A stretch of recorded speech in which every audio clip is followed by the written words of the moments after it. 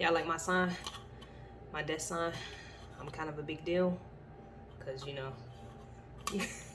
Nah, let me stop playing with y'all. But, what's up, you guys? It's your girl Mahogany, and I'm back with another video for you guys. I'm going to definitely try to keep this video short.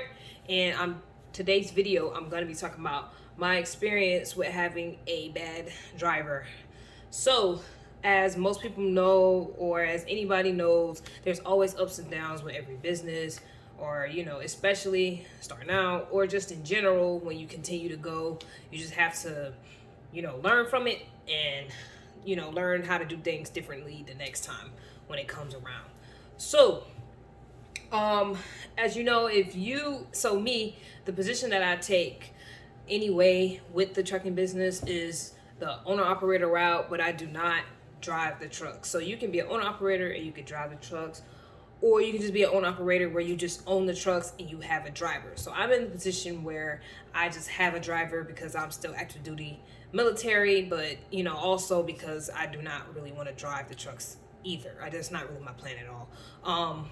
But yes, so I do recommend, though, if you do start the trucking company or however, which position you take, it is a great idea to get your CDLs, because, you know, you could be in a position like me where I don't have them and I have to pay someone some money to go out there and get my truck, or have to pay extra for that, you know, instead of me being able to just, you know, go out there and drive it myself. You know what I mean? So it kind of saves you money, saves you the headache.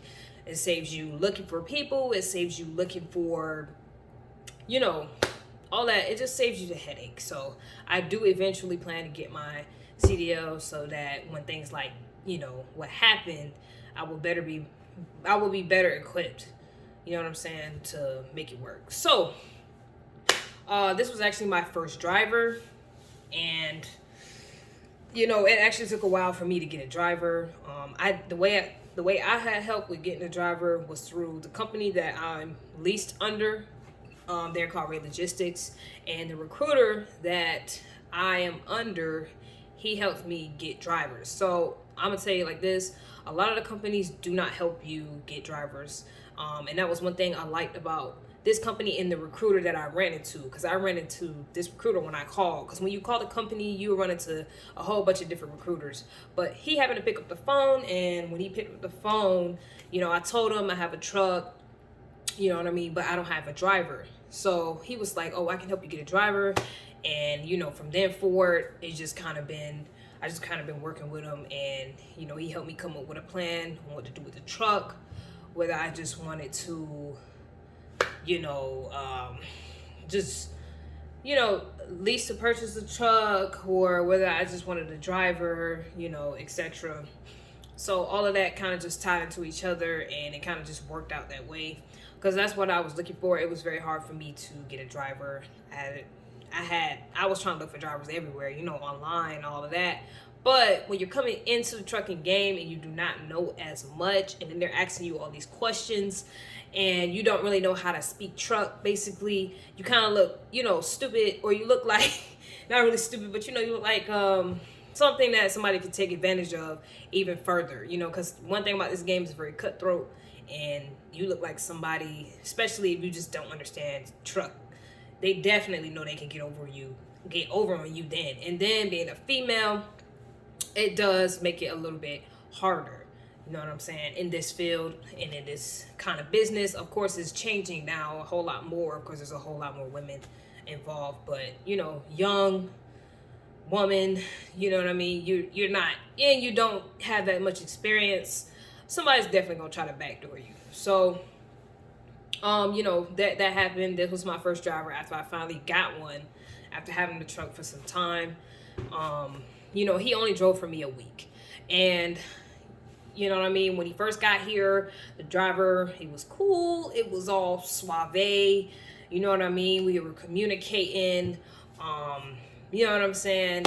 You know, he was cool. We're signing under the company. We spoke about the plan, you know what I mean. We did a lease, and everything was cool. You know, he got here, he flew here, I paid for his flight. You know, that it's like I wanted to try to do that differently, because after paying for his flight and then after what the result was, it was kind of a waste of money for me. So I try to do it where I would half and half with the driver, and then I would reimburse them later or something, you know, just in case. So they decide to waste my money and my time, you know what I mean? I get something. So there was that. I paid for his flight. I even actually made sure he had arrived from the airport, but it was almost like, if you see what I'm saying, it's like you can't be too nice. It's like you be too nice and people kind of take advantage of your niceness, or they take advantage of the fact that, you know, you're treating them more so as, you know, a business partner, which is what they actually are. But it's almost like you gotta treat them like they're the driver and you're the owner. And it's like, you know, I'm trying not to be that kind of person, but if people take advantage. So anyway, I did that, you know. He gets to the truck, you know what I mean? He checks the truck out, you know, he turns it on, all that good stuff. It's ready to roll. So the truck, his first load, he gets a load to, I forgot where he got the load at. But anyway, he got his first load. All right.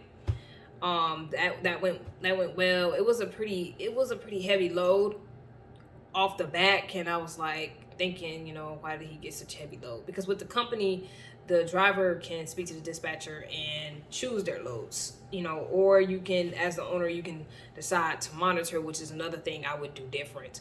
Monitor, you know, what loads they're picking, things like that.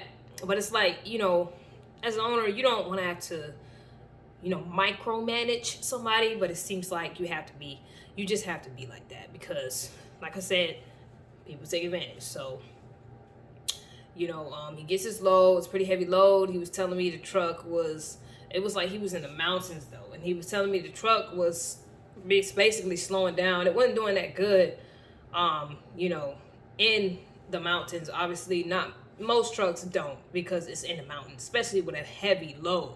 The load was like max weight, honestly, 80,000 pounds altogether. It was a max weight load. So he was telling me it was slowing down, but he made it through there. So then he drops that load off. He picks up a second load. Now, this time on the second load was a little less, but a problem happened where my truck had a regen issue. So regen, you know, is basically like the truck doing its own reset kind of thing. You know, I didn't know the truck had that issue. Of course, I bought the truck from a private owner, so it was already pre-owned truck, you know. So there was that, because, you know, sometimes you never know what you can get with those trucks either, you know what I'm saying? So there was that. I brought the truck, you know, it turns out it had a regen issue. So he calls me, he lets me know, and basically what the truck was doing was, because the regen button, the truck has a regen button. It also is an older truck as well. It has a regen button, but that button was broken, so it wasn't working. So we had to call roadside assistance to come out and force regen the truck, which they just use this computer to, you know, get into the truck system, and then it'll regen that way. But that costs a couple $100s, especially, you know, through the company, because the company takes the fastest route. So what will happen is the truck, it will be, you know, it will go from probably, like, let's say he's doing 100, and it'll just start to, you know, decelerate until it eventually cuts off and he can't drive it. So that would happen, and obviously, you know, that's not a good thing, because you need the truck to be moving to deliver the load. So that, you know, right there was just a huge problem that I had to take care of. It cost me a couple $100s because he had to get it forced regen 3 times, you know, between his second and third load, and then just making it to his next destination. So that cost me a couple $100s. It cost me a little less when he made it to his shop, but, you know, it cost me a lot more, of course, with the roadside assistance through the company. So, that's another thing too, with your insurance. You know, you do want to have roadside assistance set up with it. I do have insurance for the truck, but come to find out that insurance does not do roadside assistance. The only time they come out and even, well, I'm not gonna say they don't do roadside assistance. They don't tow. That was another thing. They don't have tow assistance. They told me the only time they come and tow the truck is when it's totaled. So if it's not totaled, then you're on your own with that, that. So you want to look into that too when you get insurance. So as you guys can see my mistakes in all of this, and you understand where I'm coming from with how I do certain things. I would do certain things differently next time. So soon after that, the driver, and we were still in communication. You know what I mean? He seemed still pretty on board. But he kept trying to get me to change companies, and it was, there's better companies out there. He tried to get me to trade my truck in so he can get a newer truck, and it was like he wanted to do a lot of things that would benefit him more necessarily per se just getting the truck. And it was like, it's not your truck, you know what I mean? Like at the end of the day, because the deal that we did was like a lease to purchase deal. It's kind of like how you flip houses. You buy a house, you fix it up, you sell it to someone else. That's what I was doing with my truck. So I was doing that, and then I'm like, you didn't even like begin to purchase a truck yet. You know what I'm saying? And you're already trying to make all these moves and all these plans, etc. Is when it's your truck, you can do that. But right now, it's not. You know what I'm saying? You're trying to change everything up, and it's like, all right, dude. So that was a little skeptical to me, but I brushed it off or whatever. So then all of a sudden, he gets his third load. I didn't hear from him. Like, he didn't tell me if the truck was for his region no more. I didn't hear from him, nothing. He made it to his destination. He dropped the load. So I messaged him, and, I'm like, did you make it? Because, the next load was going to Arizona. I'm like, did you make it there? And Arizona is where he lives. So if you can see where this story is about to be headed, then you know. But he gets there, like I said, he didn't say anything. I messaged him. He messaged me back. Matter of fact, actually, I called him. He didn't pick up. Normally, he picks up. Or if he doesn't pick up, it's because he probably fell asleep or something. It was late or something like that. But normally, he calls right back or something like that. So I thought that was funny. I was like, okay, I call him again. No answer. So I messaged him, and I'm like, did you make it? He's like, yeah. And I'm like, okay, did the truck have a region issue again? He's like, no. And I'm like, okay, so he didn't communicate that to me, like I said. And then, so what, another day, 2 goes by, and then I message him and say, so when do you plan on, getting back on the road? Because basically now the problem is the truck has a region issue, and I need it back here where I live so that it can be fixed. Mind you, that was supposed to be the original plan anyway. He was supposed to bring it back here. Now, he ended up, like I said, because I was not monitoring where he was picking loads, he picked a load home. Basically, because he was about to pretty much be done with my truck. So, I'm messaging him. One day I called again, trying to see when is he gonna get back out on the road. He did not pick up, and he messages me, and then he says, I'm with my family. And I just look at the message like, okay, you know what I mean? And the only reason why I'm like, okay, is because it was not communicated what he's doing. Because before he got to me, he did say he was on the road a few weeks already. So, I mean, like, if you just need some downtime, you can communicate that, but it was not communicated. So he did that, and then I'm like, okay, when do you plan on heading back out or whatever? It was I'm working on that. Mind you, he has to call, and he has to have a dispatcher book another load. Now, I'm calling him, the company's calling him after a few days go by, and we're wondering when the hell he's getting back out on the road. I messaged him, and I'm like, I messaged him, and I asked him about, when, like, specifically do you plan on going out there and get another load? And then he's talking about, when I get ready. Or he was like, I just said I'm working on that. And I'm like, yeah, but that's not what I asked you. You know what I'm saying? I asked you, when do you plan on specifically going back out and get another load. Like, why are you, like, he just started being rude out of nowhere, or just being funny, like, when I get ready and on my time. And, like, it was just the energy he was giving was just like, whoa. It was a twist. He went from on board, communicative, to what the hell happened. And it was just like, what is going on? So he has my truck parked at a free truck stop. He's home in his apartment complex. At this point, after he did that, obviously I'm thinking I need to get rid of him. And that's point blank, period. I had to, because now you're a problem, or you're just not communicating what your issue is, and you're not trying to, and it's like you're being funny. Like, this is like, things work on your time, and that's not what this is. So, days go by, I don't hear anything, and then, I call him, and he actually picks up the phone. Now, I was at home, because I went to visit home for a few days when this happened, and I called him, and this driver, and I asked him, because he just went blank. Actually, after that conversation, he went blank for a couple days, because I was calling him, and he wasn't picking up. And I spoke to a recruiter. He told me he was calling him too. He wasn't picking up, so it wasn't just on my end. Then he picks up. I get on the phone. I ask him what happened.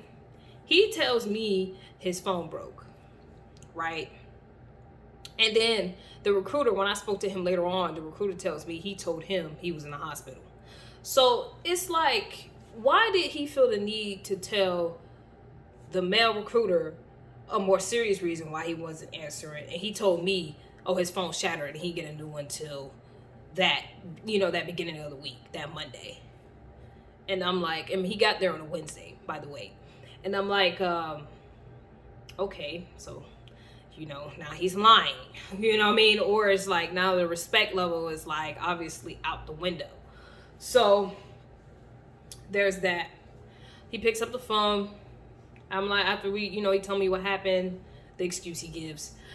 Then he tells me my truck was backed into and it's messed up. So now I got a messed up truck.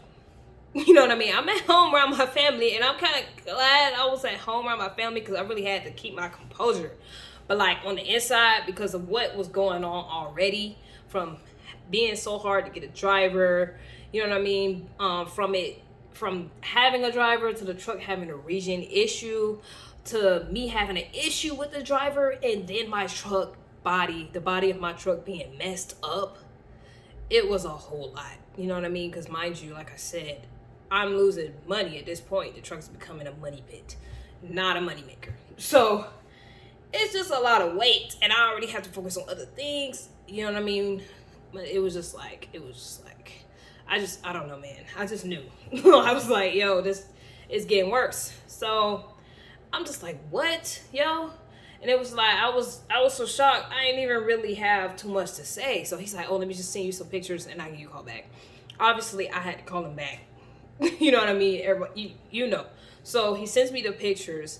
I'm gonna include pictures in this video so you can see, or you'll see it on the thumbnail.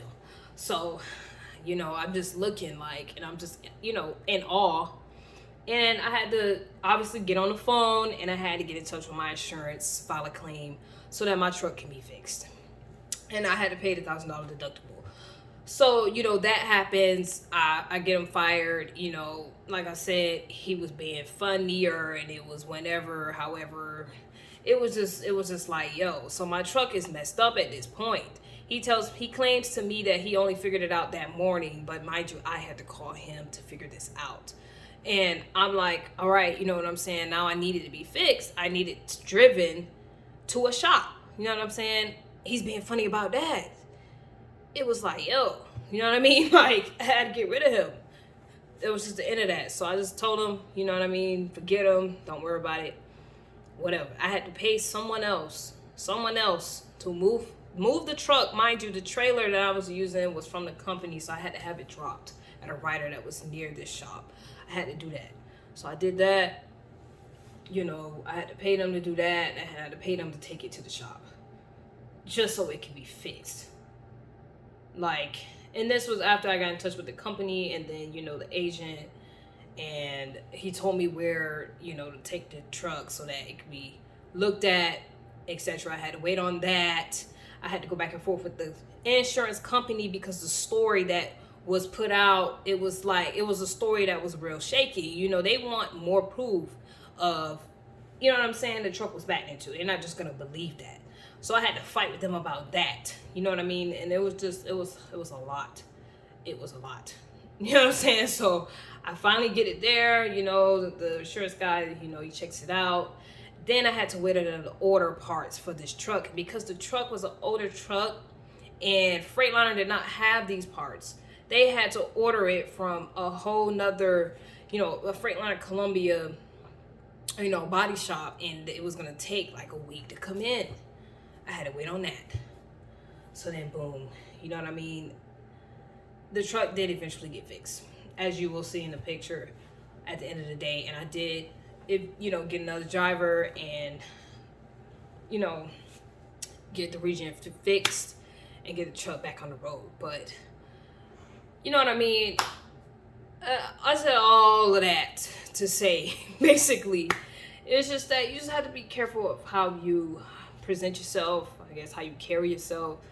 You know what I mean? You have to be more so stern. But like I said, it's just weird how it's like when it's a male, you know, these problems, it might be lessened, but it was simply because I'm me already. And then, you know what I'm saying, I wanted to try to have at least some sort of relationship with the driver, because you want to know what kind of driver you have. You want to know what kind of person they are. But like I said, my view of the person was, all right, you know what I'm saying, I got a good driver, he communicates, whoop-de-whoop. But then he just, you know what I mean, he did a whole 360 and he was a whole different person.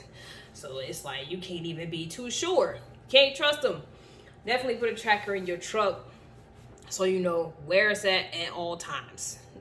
Like, do that. The EOD, of course, is in the truck. So the EOD was the only thing that really saved the situation, because it proved that the truck did not move and it was in the same position, you know, that entire time. So, and that truck stop, I don't even think they even had cameras, so nobody knew who did it. It was just like, it was a whole mess. But you know, yeah, I had to go through that experience along with everything else that I was already on my shoulders with having, and then just on top of that, having a messed up driver. Like, you know what I mean? So yeah, that was my experience, y'all. You know what I'm saying? You just got to be careful. And honestly, you only be so careful because things like this happen, and you just know how to, you know, move differently next time when it comes to things like this. And then, you know, not driving the truck already is already a hassle in itself. So yeah, I hope you guys, you know, learn something from this video. You know, I was just giving my experience, and definitely tune in for more videos on, you know, my trucking, experience as being an owner of the truck. And you know, I'll definitely keep you guys posted on things like that. I'm not sure exactly what the next video is going to be about, but also too, I am an author.